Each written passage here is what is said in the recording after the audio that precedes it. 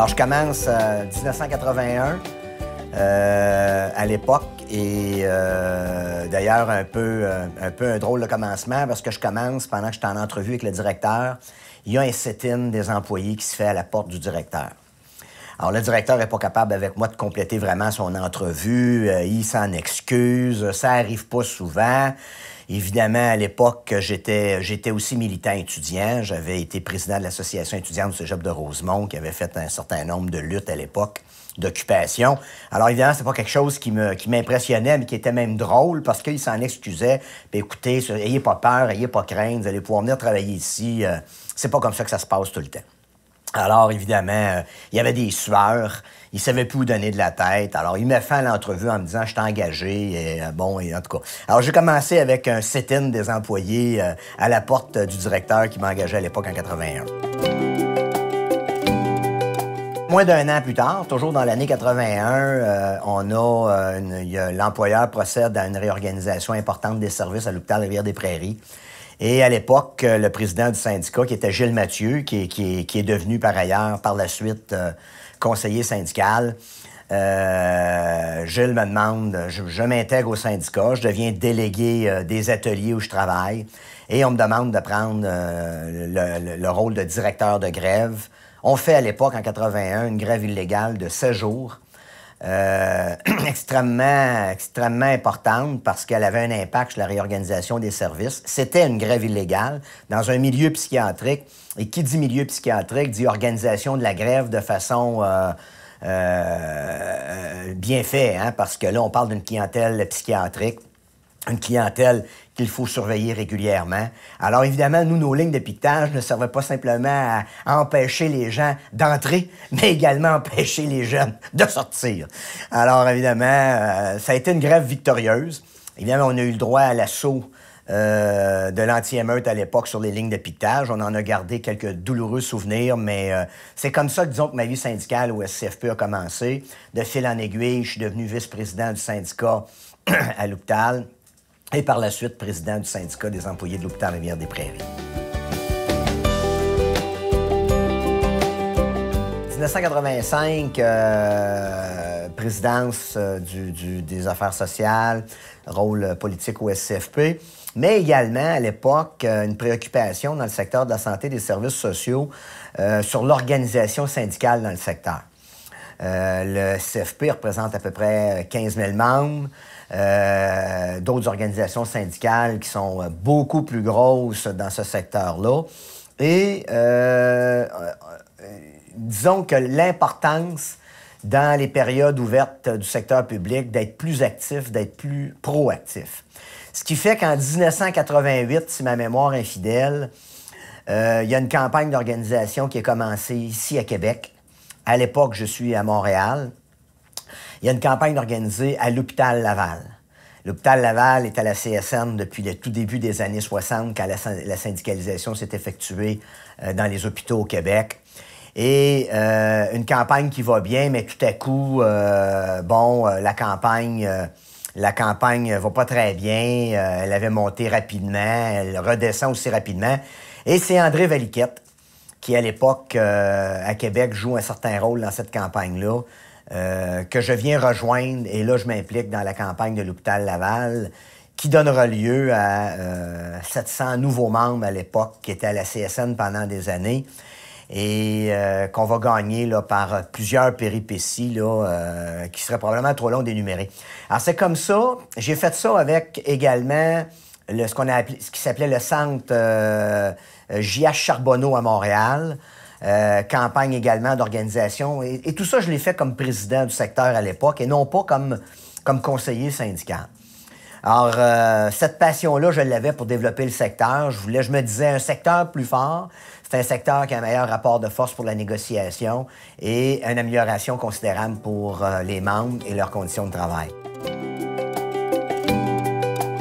On me demande donc à l'époque l'équipe de direction composée de Claude Morisseau, qui était directeur, Henri Massé, qui deviendra par la suite président de la FTQ, et de André Asselin, les trois me demandent de venir à Québec comme conseiller syndical.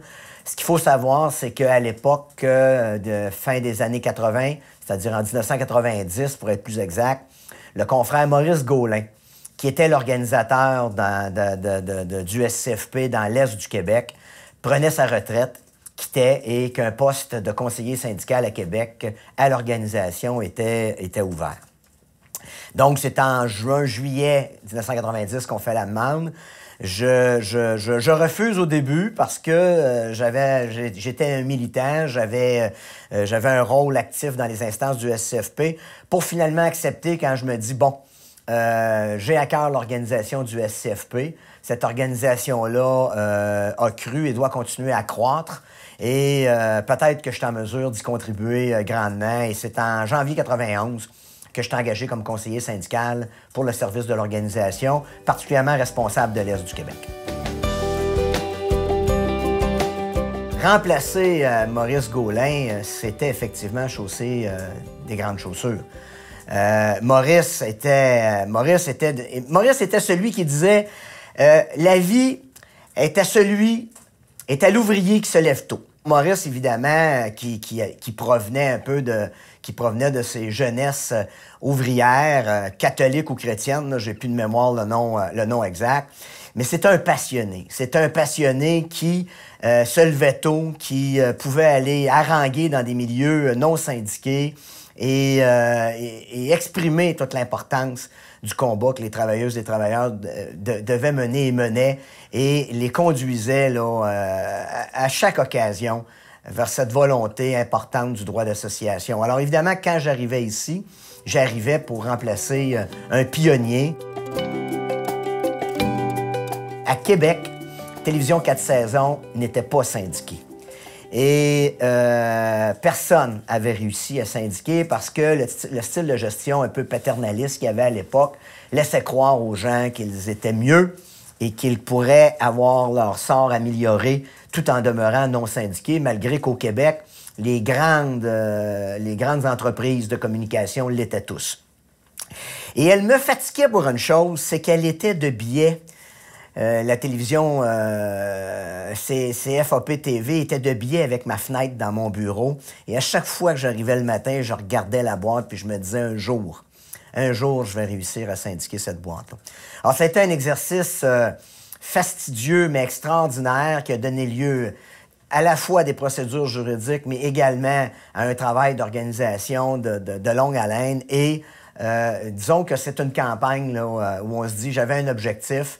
Et j'ai dit, pas vrai que le matin, je vais arriver dans mon bureau puis cette boîte-là va rester non syndiquée. Je me rappelle à l'époque des débats qu'on pouvait avoir à l'exécutif du SCFP Québec avec justement des gens comme André Asselin qui étaient de la même mouture que des Maurice Gaulin, dynamique, d'une connaissance quand même inouïe et fabuleuse, toujours intéressant. Ce même André qui avait toujours le tour parfois et à l'occasion de nous faire choquer. Je me souviendrai toujours dans un débat à l'exécutif du SCFP Québec que devant un débat serré, André Asselin s'était levé, était monté debout sur la table où j'étais assis et m'avait dit « Morin, le SCFP, c'est 3 choses. Du service, du service, du service. » La forme que prennent les débats aujourd'hui sont différents. La technologie y est probablement pour quelque chose.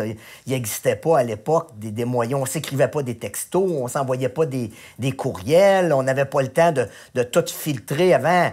À l'époque, les débats arrivaient, on n'avait pas de photocopieur, même à l'époque. Hein, on imprimait un document par des vieilles, pratiquement des vieilles gestetnaires, etc., etc. Alors, quand le débat prenait place, je dirais, il prenait place d'une façon différente, tellement spontanée que c'était... puis bon, je dirais, c'était peut-être pas toujours adéquat, là. Je veux dire, c'est pas tout le monde qui était capable de se faire grimper sur une table puis se faire haranguer par quelqu'un qui disait c'était quoi la vie. Hein? Aujourd'hui, on aurait probablement une plainte d'harcèlement, une plainte de ci puis ça, puis qui serait probablement réelle. Mais c'était l'époque. Je me souviendrai toujours, les grands de cette organisation, les Maurice Gaulin, les André Asselin, les Henri Massé, on pouvait ne pas partager totalement les opinions, mais le fait qu'on était capable d'en débattre, le fait qu'on était capable de se rallier ensemble à la même action. Alors, cette espèce de pluralisme d'idées, mais cette idée qu'à la fois, après les débats, on puisse mener une action commune, je dirais s'il y a quelque chose à conserver, c'est ça. Parce que n'importe qui rentre au SCFP va sentir qu'il a une place pour s'exprimer.